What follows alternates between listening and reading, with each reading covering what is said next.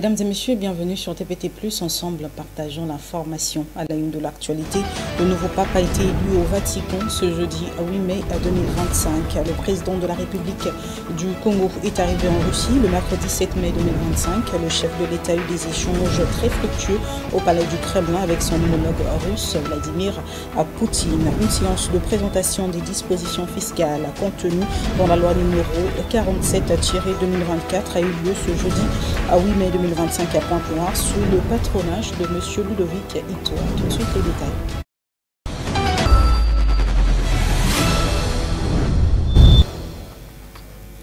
Merci de choisir TPT+, pour vous informer. Ouvrons ce journal par cette actualité. Le 260e pape a été élu ce jeudi 8 mai 2025 à Rome au Vatican. D'origine américaine, le nouveau souverain pontife Robert Francis Prévost va exercer son pontificat sous le nom de Léon XIV. Vous suivrez le reportage relatif dans nos prochaines éditions. Poursuivons ce journal. Le président de la République, Denis Sassou Nguesso, est arrivé à Moscou le mercredi 7 mai 2025 dans la capitale de la Fédération de Russie. Le chef de l'État congolais prendra part aux activités commémoratives liées au 80e anniversaire de la victoire soviétique sur le nazisme durant la Deuxième Guerre mondiale. Suivez.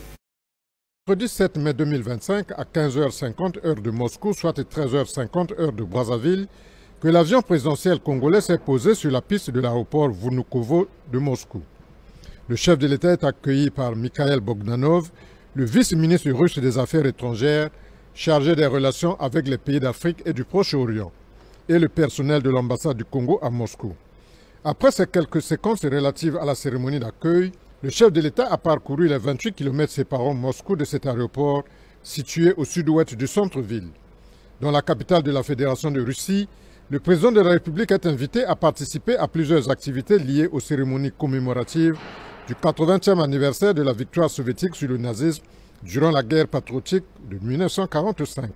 L'agenda de Denis Sassou Nguesso à Moscou prévoit notamment les entretiens ce mercredi soir avec son homologue russe Vladimir Poutine au palais du Kremlin, mais surtout sa participation le 9 mai à la place rouge de Moscou au grand défilé militaire marquant le 80e anniversaire de la victoire sur le nazisme, ainsi que le dépôt d'une gerbe de fleurs sur la tombe du soldat inconnu, dont les restes reposent sur le bas-côté des murs du Kremlin.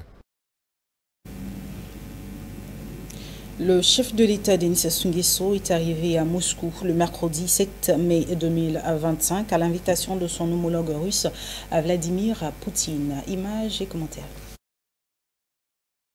Le président Denis Sassou Nguesso, dont le dernier séjour dans la capitale russe remonte au mois de juin 2024, revient cette année à Moscou pour raviver la flamme de la coopération bilatérale allumée le 16 mars 1964.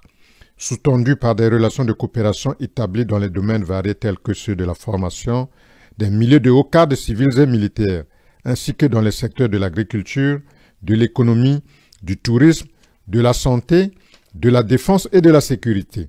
De même que fort de sa vocation de pays défenseur des idéaux de paix, la République du Congo a coopéré avec l'ex-URSS dans le soutien des luttes de libération nationale en Afrique, en abritant par exemple le siège du MPLA, le Mouvement populaire de libération de l'Angola, et en accueillant les militants de la SWAPO, la Southwest African People Organization.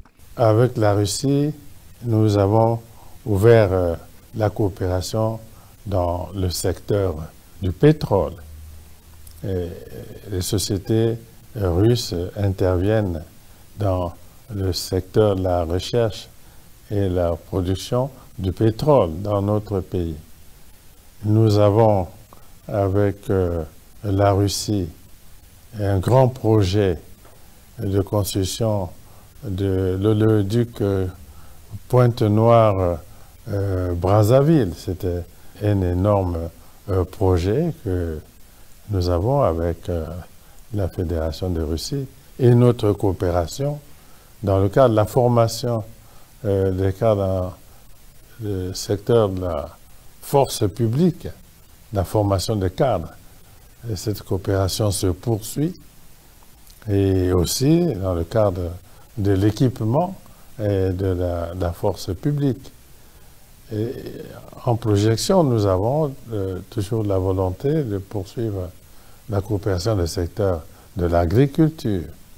la formation aussi des cadres civils en Fédération de Russie. Donc, c'est dans le prolongement de la coopération avec l'Union soviétique que nous croyons que les relations entre la Fédération de Russie et le Congo sont en train de prendre véritablement leur envol.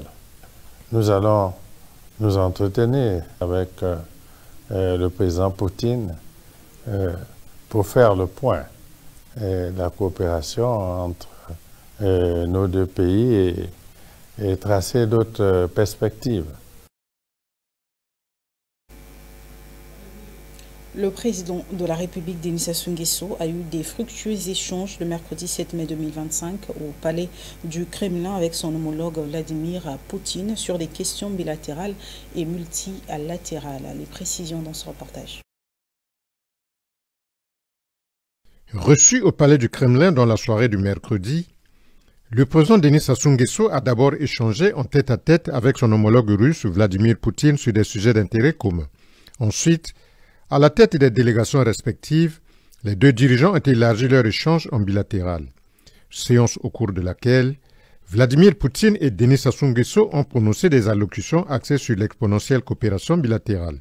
Souhaitant la bienvenue à son invité de marque, dans son propos liminaire, le président de la Fédération de Russie a reconnu et rappelé le rôle très significatif joué par Brazzaville dans la guerre de 1945. Brazzaville érigée à l'époque en quartier général de Charles de Gaulle. S'appuyant sur l'excellence des relations d'amitié et de coopération qui lient les peuples russes et congolais, le président Vladimir Poutine a souligné les efforts du président Denis Sassou Nguesso dans le raffermissement de cette coopération. Mais surtout, l'activisme de la diplomatie congolaise dans les grands débats internationaux, à l'image de l'engagement du chef de l'État congolais dans le dossier libyen. Dans le contexte de la célébration des événements solennels à l'occasion de la grande victoire, nous savons qu'en 1940-1943, dans votre capitale actuelle, à Brazzaville, le mouvement anti-hitlérien, la France libre, c'était le président futur de la France, M. Charles de Gaulle, qui a fondé ce mouvement, et le quartier général s'est trouvé à Brazzaville, et nous savons que les Congolais avaient soutenu activement ces activités. Votre participation aux événements consacrés à la grande victoire fait preuve du bon caractère de nos relations basées sur l'amitié et le respect mutuel. L'année dernière, nous avons célébré le 60e anniversaire de l'établissement de relations diplomatiques entre nos deux pays. Nous apprécions, Monsieur le Président, le fait que vous accordez une attention particulière au développement de nos relations. Vous avez visité notre pays plusieurs fois pendant l'Union soviétique et ensuite quand la Russie était formée.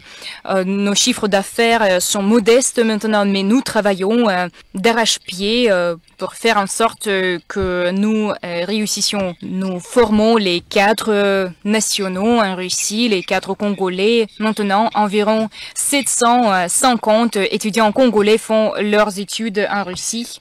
250 bourses étatiques sont accordées chaque année. Nous sommes prêts à faire augmenter ce quota.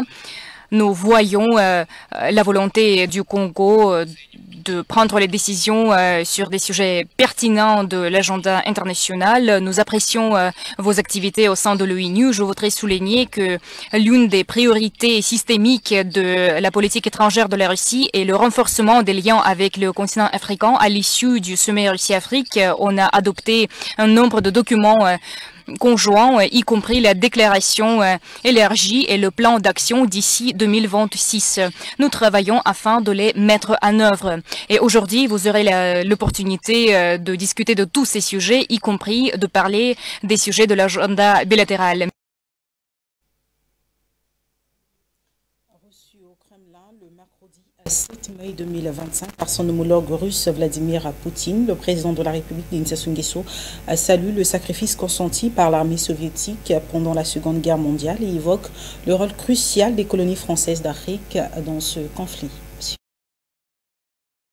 Denis Sassou Nguesso, qui visite la Fédération de Russie pour la énième fois, a également martelé sur l'engagement des Africains en général et des Congolais en particulier dans la lutte contre le nazisme, jusqu'à la victoire finale du 9 mai 1945. Par la même occasion, le chef de l'État congolais a salué le sacrifice consenti par les troupes de l'armée soviétique, dont le courage a permis d'hisser le drapeau soviétique sur le Reichstag à Berlin. Après l'occupation de la France par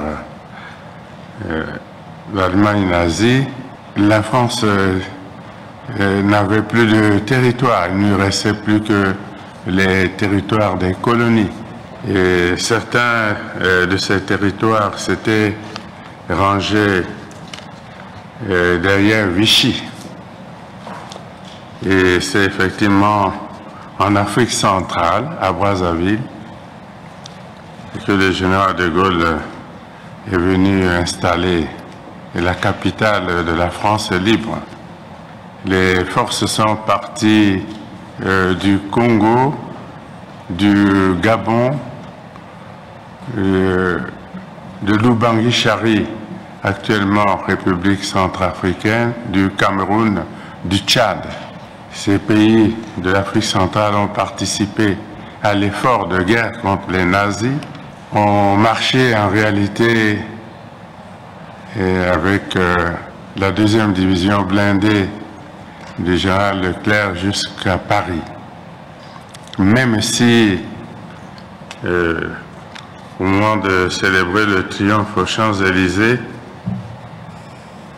on n'a plus vu les traces des troupes africaines. Certains esprits avaient décidé de ne présenter à la victoire que les forces françaises. Mais les troupes sont parties du Congo jusqu'aux Champs-Élysées. Et donc, cette évocation est la bienvenue, Monsieur le Président.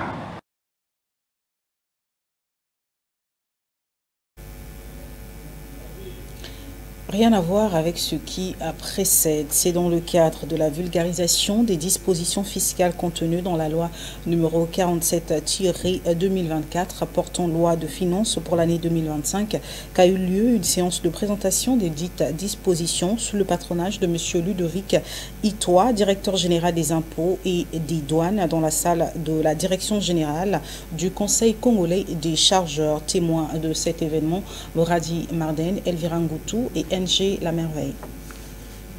D'abord à Brazzaville, puis le jeudi 8 mai 2025 à Pointe-Noire, que s'est déroulée la campagne de vulgarisation de l'instruction d'application des dispositions fiscales contenues dans la loi numéro 47-2024 portant loi de finances pour l'année 2025 dans la salle de conférence du Conseil congolais des chargeurs. Cette activité a été patronnée par M. Ludovic Itoa, directeur général des impôts et des domaines, en présence des autorités politico-administratives du Kwilu et Pointe-Noire, des dirigeants d'entreprises et l'ensemble des cadres des administrations fiscales. Plusieurs allocutions ont couronné cette séance de présentation des dites dispositions. C'est avec grand honneur et une réelle satisfaction que je prends la parole devant vous aujourd'hui à l'occasion du lancement de la campagne de vulgarisation de la loi de finances dans le département de Pointe-Noire et Kwilu. Mesdames et messieurs, l'administration fiscale prend l'engagement chaque année de rendre la loi de finances accessible et compréhensible pour tous. Vulgariser la loi de finances, c'est démocratiser l'information, favoriser la transparence et renforcer la confiance entre l'administration fiscale et les contribuables. La loi numéro 47-2024 portant loi de finances pour l'année 2025, qui s'inscrit dans les objectifs du plan national, a été l'une des phrases élaborées par le directeur général des impôts et des domaines. La loi de finances numéro 47-2024 du 30 décembre 2024 portant loi de finances pour l'année 2025 s'inscrit dans le cadre des objectifs du plan national de développement PND 2022-2026 et poursuit les réformes économiques et financières soutenues par la facilité élargie de crédit du Fonds monétaire international. Parce que cette activité était scindée en 2 phases, la fin de cette première a été marquée par un petit moment de détente et immortalisée par une photo de famille pour joindre l'utile à l'agréable. Les travaux reprenant avec force et vigueur, le monopole a été donné à M. Séraphin John, directeur des vérifications générales et de la recherche, d'autoriser à M. Ngoula Massanga, chef de service de réglementation et du contentieux, pour l'exposé d'instructions d'application des dispositions fiscales. Au sortir de cette activité, une des participantes apostrophées s'est exprimée à ce sujet. Mes impressions sont des impressions de satisfaction parce que on a procédé à un échange très interactif sur la vulgarisation de la loi de finances. Comme vous le savez, chaque année au Congo, il y a des dispositions nouvelles qui sont prises et des modifications. Et aujourd'hui, concernant la fiscalité congolaise, cette vulgarisation s'est faite à Pointe-Noire. Lorsqu'il y a des échanges pareils, il est mieux de venir à la source parce que nous savons qu'après, les impacts sont énormes, les impacts financiers, d'autant plus que la loi prévoit des amendes. Donc c'est toujours bien de venir à la source, s'informer afin de bien pratiquer toutes les dispositions mises en place. Notons que la fiscalité est l'affaire de tous, levier d'action publique du développement économique. À cela, un temps interactif a été spécial pour conclure avec cette séance de présentation. Chaque jour, dans des communautés du monde entier, des volontaires et des employés de la Croix-Rouge, du Croissant-Rouge choisissent de se tenir du côté de l'humanité. En ce 8 mai, il est question de rendre hommage à leur dévouement sans faille envers les communautés auxquelles ils viennent en aide, aussi envers les principes qu'ils défendent à l'endroit des personnes qu'ils aident et protègent. À propos de la Journée internationale de la Croix-Rouge, un récit de Ben-Ruth Monica. La Journée internationale de la Croix-Rouge, cette association d'aide humanitaire française qui a pour objectif de venir en aide aux personnes en difficulté en France et à l'étranger, fut établie pour la première fois en 1948 suite aux discussions de la 14e conférence internationale de la Croix-Rouge. Cette journée est l'occasion d'honorer les millions de bénévoles qui mettent souvent leur sécurité et leur vie en danger pour aider les personnes dans le besoin lors des crises. Pour la petite histoire, la Journée internationale de la Croix-Rouge tire son origine de la date de naissance, le 8 mai, d'Henri Dunant, fondateur de ce mouvement. Après avoir vu les honneurs de la bataille de Solferino en 1859, Dunant est devenu un visionnaire et a fait pression pour la création d'organisations de secours à but non lucratif. C'est ainsi que furent finalement élaborées les conventions de Genève et que fut créé le Comité international de la Croix-Rouge en 1863. Le mouvement de la Croix-Rouge et du Croissant-Rouge est aujourd'hui le plus grand réseau humanitaire au monde, contribuant à la paix et ayant donné naissance à 192 sociétés nationales.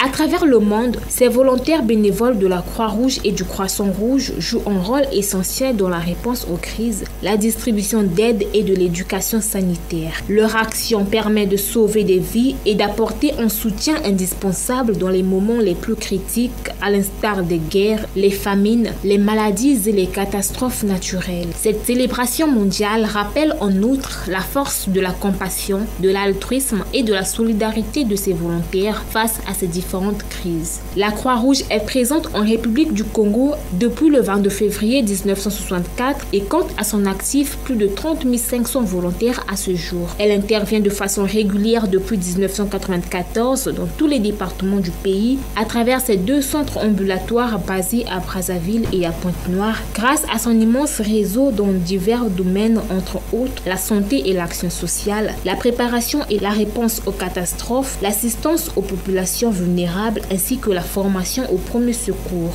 Ces réalisations portent sur les projets d'assistance communautaire tels que le partenariat programmatique pilote mis en œuvre dans 3 départements du pays, à savoir Brazzaville, la Cuvette et la Likwala, et le projet d'appui à la lutte contre la malnutrition infantile au Congo, PALMIC, mis en œuvre à Pumako et à Ngabé dans le département du Poul. On rappelle, le thème de célébration de la Journée internationale de la Croix-Rouge et du Croissant-Rouge de cette année est « Garder l'humanité en vie ». Une façon de souligner l'importance de défendre les idéaux humanitaires en cette période d'aggravation des inégalités, des problèmes de santé et de conflits. Il est crucial de continuer à soutenir et à promouvoir les efforts de la Croix-Rouge car ils constituent une composante fondamentale de la réponse humanitaire mondiale.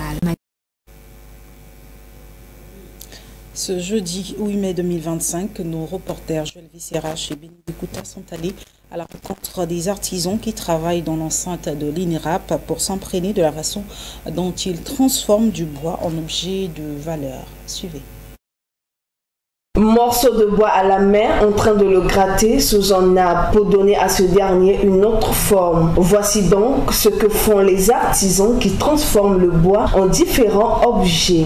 Ces artisans qui valorisent le bois en outil de grande valeur à l'enceinte de l'INRAP à Brazzaville ont fait savoir la manière dont ils procèdent pour sélectionner du bon bois pour leur travail. Pour trouver du bois, c'est un peu difficile, mais comme nous sommes déjà habitués, pour avoir le bois, on se déplace. Pour aller au village chercher le bois, comme le bois de fer. On va acheter. Parce qu'il y a des gens qui ont leur territoire.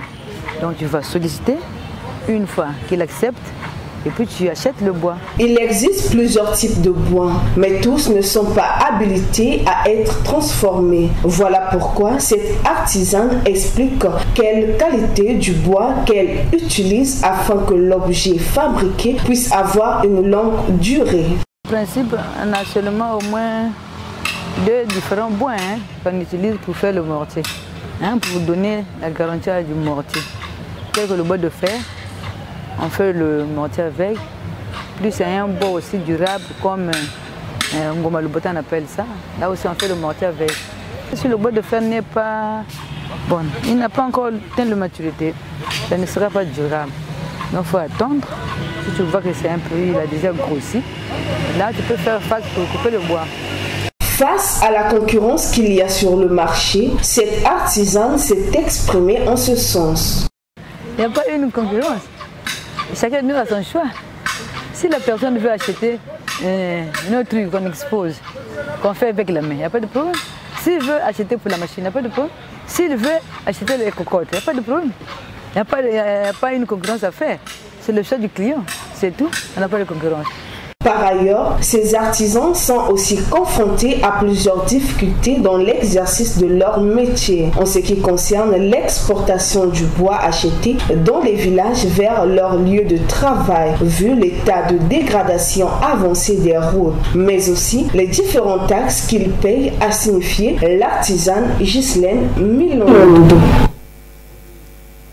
L'humanité célèbre le 7 mai de chaque année la journée mondiale du rire. À cette occasion, l'artiste humoriste et comédien Jojo La Légende, dans une interview qu'il a accordée à TPT+, parle des bienfaits du rire. Il est au micro de Joël Visserach et Béni Bikouta.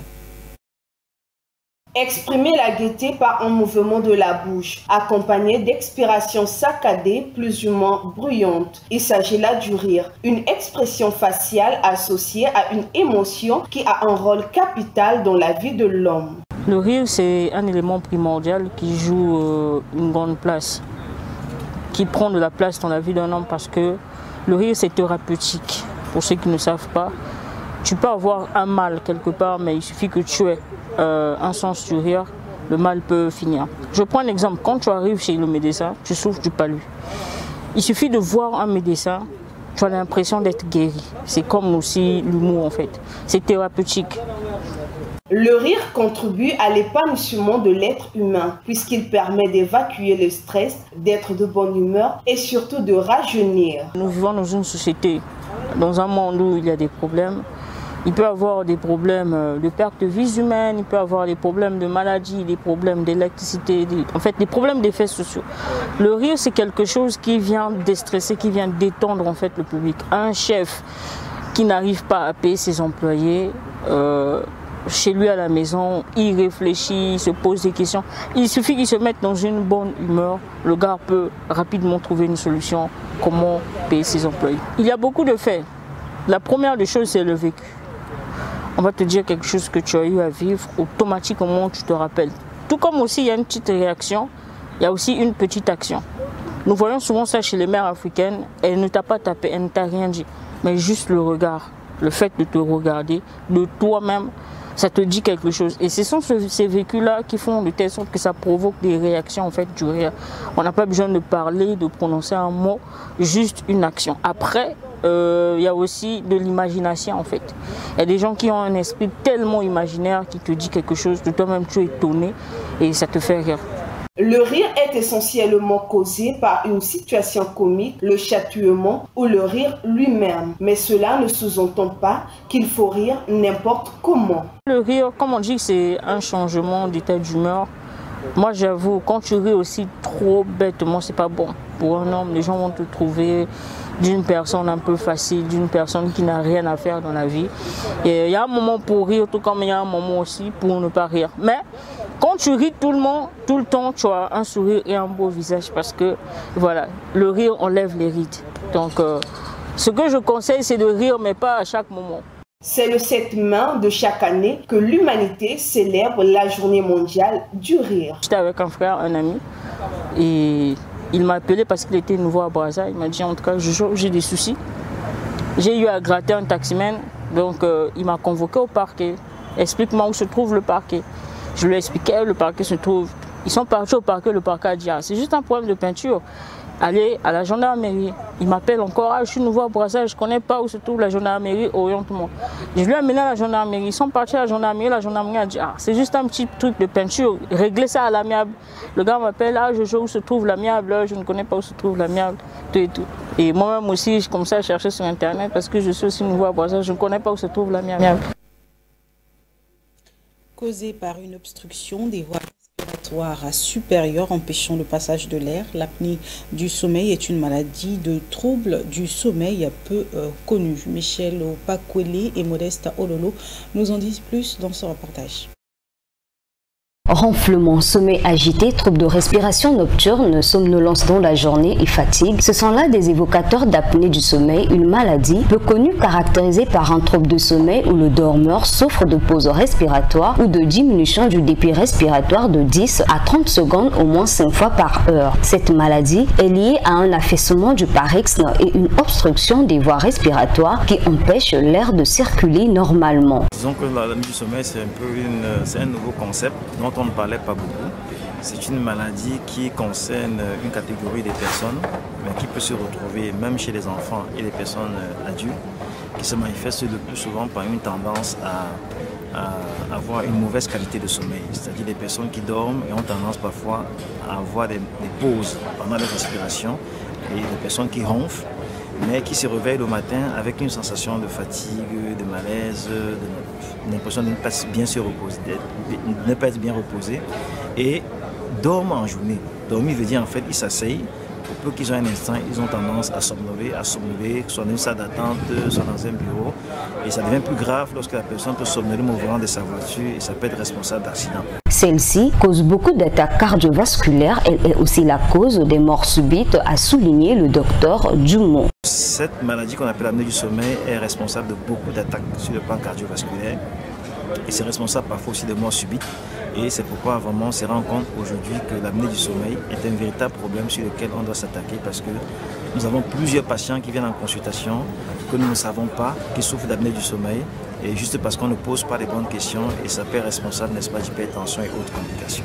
L'apnée du sommeil serait-elle la cause des morts subites en République du Congo ou le cas de sorcellerie comme le pensent la plupart des Congolais? Pour ce fait, il est primordial pour le ministère de tutelle de sensibiliser la population sur les différentes maladies peu connues, question d'éveiller la conscience du peuple car tout mort n'est pas synonyme de sorcellerie mais il peut être aussi causé par l'apnée du sommeil. En bon entendeur, s'aligne.